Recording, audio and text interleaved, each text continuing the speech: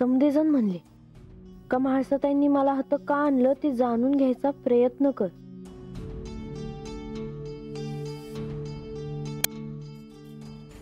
तर काय असेल त्यांच्या मनामध्ये?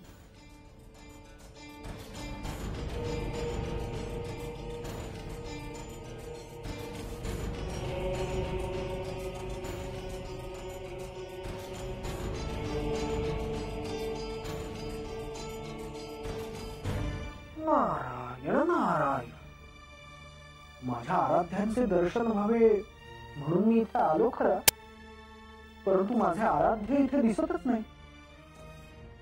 नारायण मुनिवर, नारायण नारायण. प्रणाम प्रभू, प्रणाम माते. मुनिवर, तुम्ही आला आहात याची जाणीव आम्हाला झाली. इथे येण्याआधी आपले दर्शन व्हावे हीच इच्छा मनात होती, परंतु काय मुनिवर? परंतु बानूची भेट घेण्यासाठी म्हणून मी तिच्या वाड्यावर गेलो होतो, तेव्हा जे काही घडले ते सारे माझ्या ध्यानात आले. इतके सगळे घडले आणि त्याची मला कल्पनाच नव्हती. मुनिवर, जे घडत आहे ते घडू द्या. त्यावर तर्क लावून विचारमंथन कशाला करायचं? ज्या अर्थी म्हाळसा देवींनी सूक्ष्म रूपाने बानूला गडावर आणलं आहे, त्या अर्थी त्यामागे त्यांचं काहीतरी प्रयोजन असणारच. अर्थात माते, त्याशिवाय ते असं करणार नाहीतच. आजवर बानू पायथ्याशी राहून गडाकडे पाहायची, आज गडावरून आपल्या वाड्याकडे पाहते.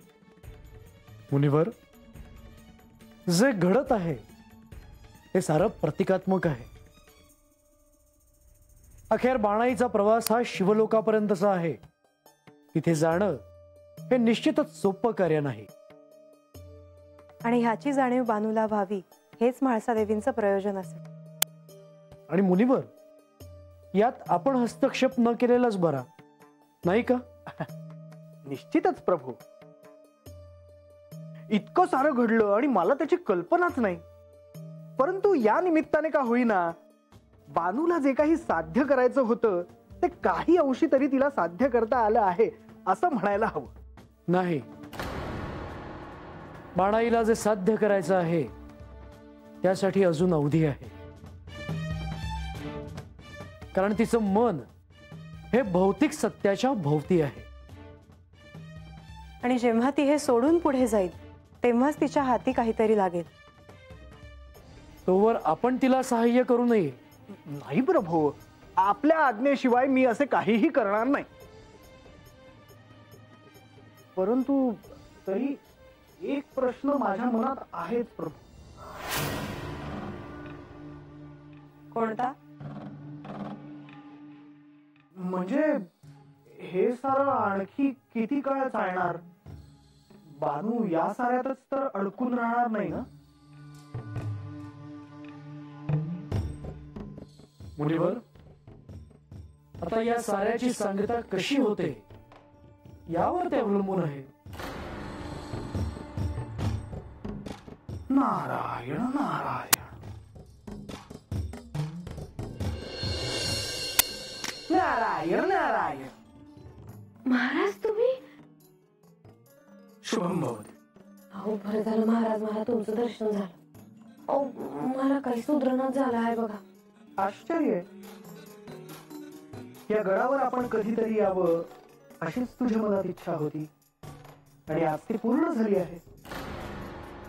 मग तरीही तुझ्या मनात कसला संभ्रम आहे? महाराज, अहो तुम्ही म्हणतायसा ते अगदी खरं आहे बघा, पण मला हेच कळणार झालं आहे का मी हात कशा पाय आले आहेत. श्री म्हाळसा देवींनी तुला या गडावर आणले आहे म्हणजे तुझ्या मनात नको ते विचार यायलाच नको. तुझ्याबद्दल त्यांच्या मनात राग असता तर त्यांनी हे केलंच नसतं.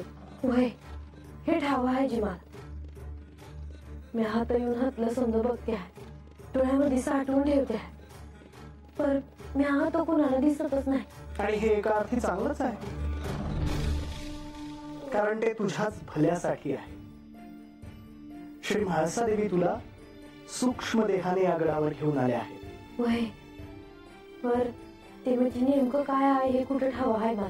बानू, आध्यात्मिक दृष्ट्या सूक्ष्म देह हा मनुष्याच्या अनेक महत्वाच्या घटकांपैकी एक घटक आहे.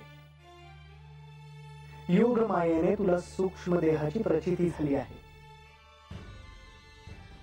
पर त्यातनं मला काय कळणार आहे? नाही म्हणजे समजे म्हणत होते का मला काय बाय कळत, पर ते कसं हेच मला कळत नाही. सांगतो, नीट लक्ष देऊ नये. बानू, ही एक प्रकारची आध्यात्मिक प्रचिती आहे. आख्यानात मी भौतिक माया आणि आध्यात्मिक माया याबद्दल सांगितलं होतं, ते तुझ्या स्मरणात आहे? उभयजी, नारायण नारायण. बानू, देह निर्माण होताना तो अनेक पातळ्यांवर अनेक घटकांनी त्याची निर्मिती होते. स्थूल देह, प्राणदेह, मनोदेह, कारणदेह आणि सूक्ष्म देह, हे आणि असे देहाचे अनेक घटक मानले गेले आहेत. म्हणजे त्यातलंच हे सूक्ष्म देह म्हणायचं वय महाराज? होय बानू, हा योग, ही अनुभूती मिळणं हे वाटतं तितकं सोपं नाही. अनेक कठोर साधना करूनच या योगाची प्रचिती येऊ शकते. त्यामुळे एका अर्थी तुला या योगाची प्रचिती आली आहे हे चांगलेच म्हणायला हवे. पण या सूक्ष्म देहाच्या अनुभूतीमुळे तुला याची जाणीव असायला हवी की आता तुझा अनेक शुभ लहरींशी संपर्क येऊ शकतो. कारण सूक्ष्म देह हा लहरींच्या माध्यमातही कार्यरत असतोच. त्यामुळे बानू, या निमित्ताने अनेक गोष्टींबद्दल जाणून घ्यायची ही तुला संधी प्राप्त झाली आहे, याची जाणीव असू दे. वय महाराज, पर मला नेमकं काय जाणून घ्यायचं आहे हे सांगाल का जी? तेच मला सुधारणा झालं आहे बघ. बानू, श्री म्हाळसादेवींनी तुला सूक्ष्म देहाने या गडावर आणले आहे, यामागे निश्चितच त्यांचे काहीतरी प्रयोजन आहेच. परंतु आज मी तुला एक गोष्ट सांगतो. श्री म्हाळसादेवींना एक रहस्य ज्ञात आहे.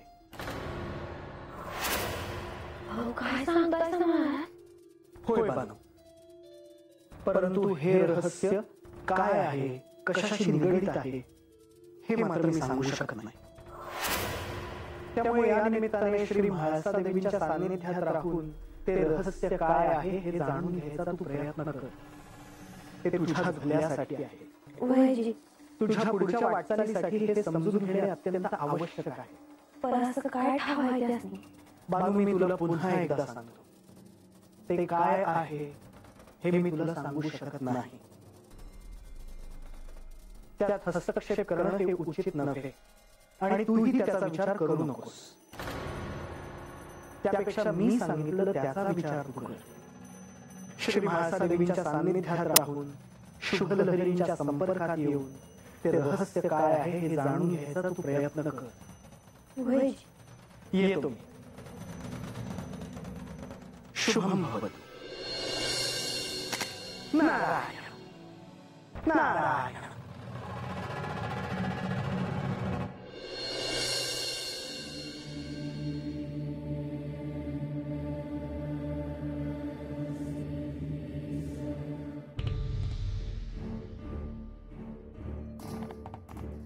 काय राजा असं गप गप का बसलायस?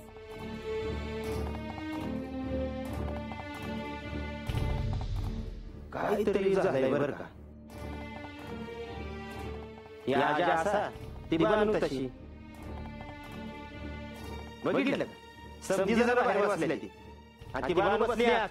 अरे काय झालं मला काय कळणार झालंय बघ. या येळेला बानूची मला जास्त काळजी वाटायला लागली. आज पतूर मी कधी काय बोलले नाही, पर बांधताही पहिल्यासारखं नाही बोलत. काय झालंय कुणास ठाव? म्हाळसादेवी हातनं गेल्यापासनं काय झालंय काय ठाव नाही बघ. बानू माझ्याशी धड बोलत नाही, लांब लांब राहतीये. मग विचारायला का तिला? हा, बोलाव तिला. हे नका आता नका. उगा तंटा नग. आता तंटा कसला? हा काय राजा चुकीचं बोलतेय का मी? नाही ये गंगे जा बांगला बोलून आण.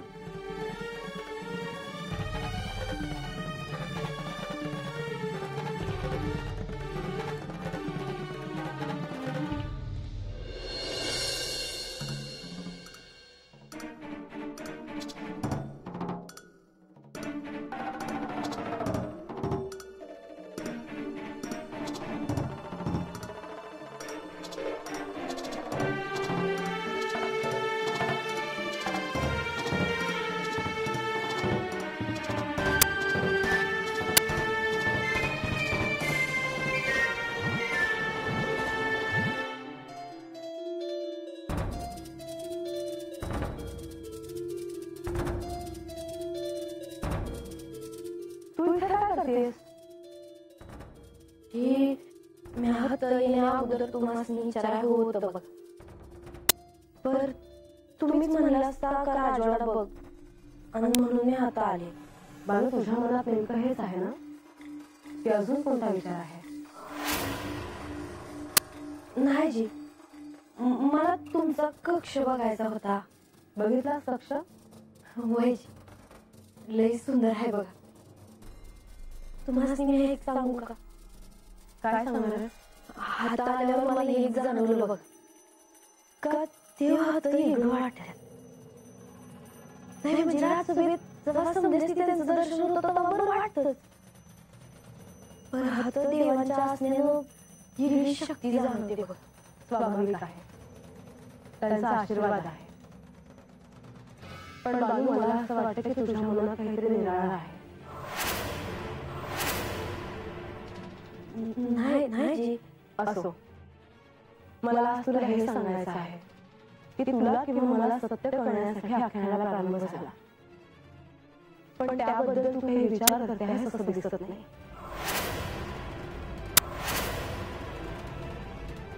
बाळू, मी आता आशा बनवणार आहे की जिथून मला सत्य कळण्यासाठी विशेष काळ लागणार नाही. मी सत्याच्या अगदी जवळ आहे, पण तू मात्र तिथेच आहे. नाही जी, मला बी ते ठाव म्हणून मी आम्ही विचार करते. कुठे? मला तर तसं दिसत नाही. तुझ्यासाठी कोणी कोणी काय काय केलं आहे याचं देखील तुला विस्मरण झालंय का? म्हणजे यांनी तुला शक्तिरूपाची साधना करायला सांगितली. त्याचं पुढे काय झालं? खरं हे सगळं तुला का सांगते आहे मला कळत नाही. कारण मला सत्य कळल्यावर मी यांच्यासोबत कैलासात जाणार आहे. तू इथेच राहणार आहेस, पण तरी मला तुझ्याविषयी मला कोणाची सहानुभूती नगाय देवी. मी आम्ही ठरवलं आहे का खरं काय आहे ते मलाच ठाऊक आहे. मग त्या दृष्टीने प्रयत्न कर मानू, कारण आता मला कोणत्याही वेळी सत्य कळेल.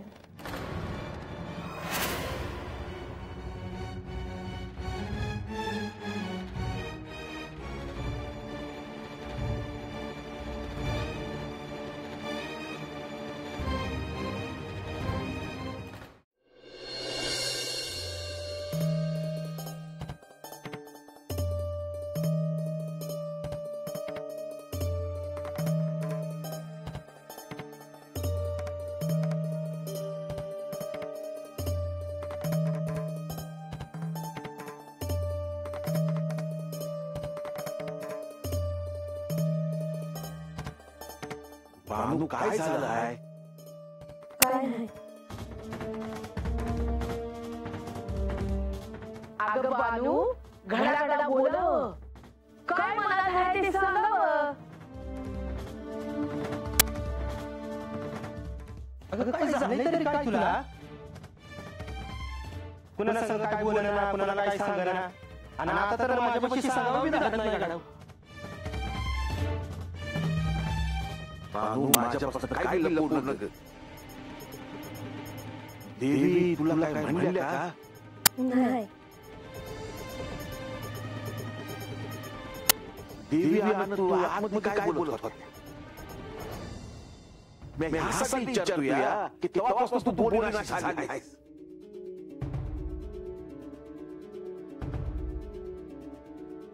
काय नाही झालं. बघितलं? मला तर वाटतं या देवीने चांगलं धाडायला पाहिजे. तसं काय करू नका. बोलली काहीतरी बोलली बघा. आता मला काहीतरी करायला हवं.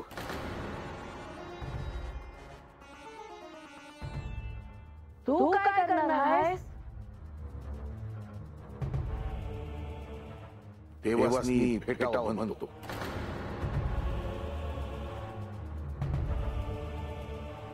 मी आहे आतमध्ये.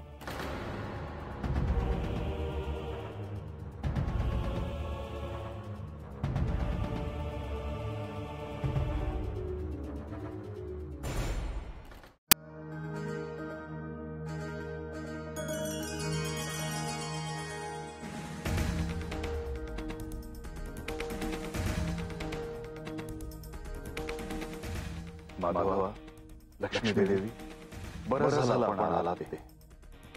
देवा, आम्ही तुम्हाला भेटायला आलो होतो ते महत्त्वाचं बोलायला. होय, बानू गडावर आल्यापासून आपल्याला निवांत असं बोलता आलं नाही. देवा, श्री महादेवीने बाणाला गडावर आणण्याचं जे प्रयोजन आहे हे तर आता स्पष्ट झालं आहे. आणि ही एक शुभ घटना आहे असं आम्हाला वाटतं. परंतु आता यापुढे निश्चितच काहीतरी घडावं असंही आम्हाला वाटतं. माधवा, सांगावे. देवा, ही एक उत्तम संधी आहे. गडावर आपण तिघे आहात, कोणताही अडथळा नाही. तेव्हा आपण तिघांनी एकत्र असायला हवं. तुम्हा दोघांचा सहवास लाभला तर बानूला सत्य समजणं सोपं जाईल. माधवा, लक्ष्मी देवी, आपण अत्यंत महत्त्वाचं बोलत आहात. या साऱ्याशी आपला पुन्हा किती घनिष्ठ संबंध आहे, आमच्याशी आपले किती दृढ नाते आहे हेच दिसून येते. माधवा, आपण सुचवत आहात तसंच घडावं ह्याची मी देखील प्रतीक्षा करत आहे. देवा, मी एक बोलू. आता आपण ह्यात पुढाकार घ्या. ह्यात आणखी विलंब व्हायला नको असं मला वाटतं. लक्ष्मी देवी, आता विलंब होणार नाही. मी केवळ हा विचार करत होतो की म्हाळसेने जे काही ठरवलं आहे तसंच घडू द्या. देवा, त्यांनी जे ठरवलं आहे त्यात आपण हस्तक्षेप नाही करणार. परंतु त्यांची आणि बाणाची भेट आपण गडावर घडवून आणली तर त्यांनाही त्याचा आनंदच होईल. होय, तिचे बाणूवर किती प्रेम आहे हे आपल्याला ठाऊकच आहे. बाणूने आजवर जे भोगलं आहे ह्याची तिला कल्पना आहे. तेव्हा खरंच बाणूने सत्यापर्यंत पोहोचावं असं म्हाळसेला वाटत आहे. एक गोष्ट महत्त्वाची आहे आणि ती म्हणजे म्हाळसांनी बानूला आपल्या शक्तिरूपाची काही अंशी तरी ओळख करून द्यावी. जर तिने असं केलं तर मला ते निश्चितच आवडेल. कारण ह्यात बानूला सहाय्य होणार आहे. परंतु हा सर्वस्वी निर्णय म्हाळसेचा आहे.